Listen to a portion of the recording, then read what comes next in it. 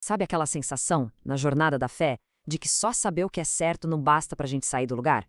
Pois é, hoje a gente vai mergulhar na ideia de que a obediência, e não só o conhecimento, é o que de fato sustenta uma vida estável, como uma rocha firme. E olha só, a ideia central de toda essa reflexão pode ser resumida nesta frase. Ela já coloca o conflito principal na mesa, né? De um lado, a gente tem a inércia da negligência, que prende. Do outro, o movimento da obediência, que impulsiona para frente. Para a gente entender isso melhor, nosso roteiro vai ser o seguinte. Primeiro, adoração além das canções. Depois, o perigo da negligência e a força da obediência. Em seguida, vamos ver como plantar sementes de fé, o caminho da humildade e, por fim, fechar com entrega, confiança e descanso. Então vamos lá, começando pelo nosso primeiro ponto: adoração além de canções, uma oferta completa.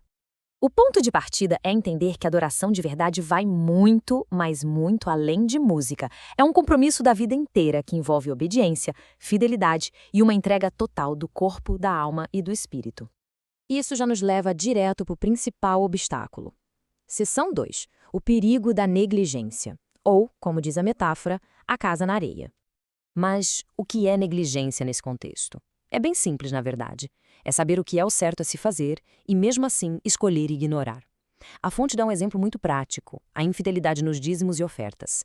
Não é sobre não saber, mas sobre saber e não agir. E essa é uma escolha que tem consequências.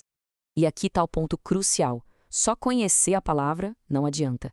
Sem a prática, sem a obediência, a vida vira uma casa construída na areia. Pode até ser bonita por fora, né? Mas no primeiro sinal de tempestade, ela está pronta para desmoronar. Tá, mas aí, qual é a alternativa? Bom, é o que a gente vai ver agora na seção 3, a força da obediência, a casa sobre a rocha. O que é muito interessante aqui é esse contraste, um de frente para o outro. A negligência, aqui na esquerda, leva à paralisia, constrói na areia, e o destino é a queda. Já a obediência, na direita, gera avanço, constrói na rocha e permanece firme. O resultado final não podia ser mais diferente. Ok. Mas na prática, como é que isso funciona?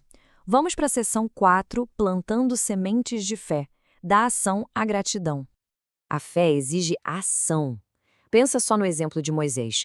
Em obediência, ele agiu sobre uma rocha que estava seca, e a água brotou. A lição é que somos chamados a agir com base naquilo que acreditamos e não só no que vemos. É quase como declarar com as nossas ações a realidade que a gente espera. E isso nos leva para uma ideia que é a lei da colheita. Pensa assim: a nossa parte é a semente, a qualidade das nossas ações, das nossas ofertas. O solo, bom, o solo pertence a Deus. Então, o nosso foco tem que ser na fidelidade do que a gente planta, confiando que o solo fértil vai fazer o resto. E aqui tem um ponto fundamental, que muda tudo. A motivação por trás da entrega é mais importante que a quantidade. Como diz a fonte, ele não quer o nosso dinheiro, ele quer a nossa fidelidade.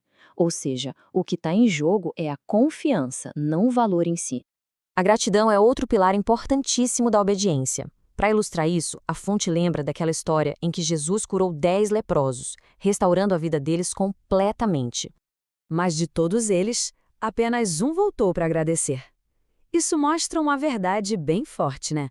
Muitos buscam o milagre, mas poucos praticam a gratidão, que é uma parte essencial da obediência. Tudo isso nos leva para um princípio ainda mais profundo, que meio que sustenta todo o resto. Seção 5. O caminho da humildade, o verdadeiro maior. A reflexão, então, nos joga uma pergunta bem provocadora. O desejo é ser o maior? A resposta no caminho da fé é exatamente o contrário do que o mundo ensina.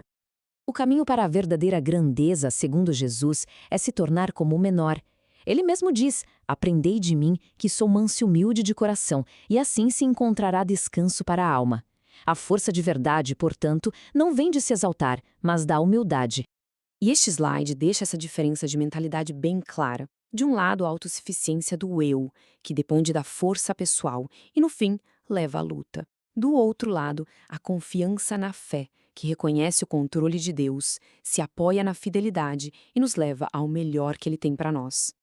E para fechar, vamos amarrar tudo isso na nossa última sessão. Entrega, confiança, descanso. A conclusão final. A mensagem central é essa, bem direta. Quando a gente depende só da nossa própria força, há tendência às coisas darem errado. Mas quando a gente obedece e confia, tudo vai bem, porque o controle está nas mãos de quem é fiel. No fim das contas, a jornada da obediência se revela não como um caminho de esforço próprio, mas como um ciclo de fé. É um processo contínuo de entregar, confiar e, finalmente, encontrar descanso.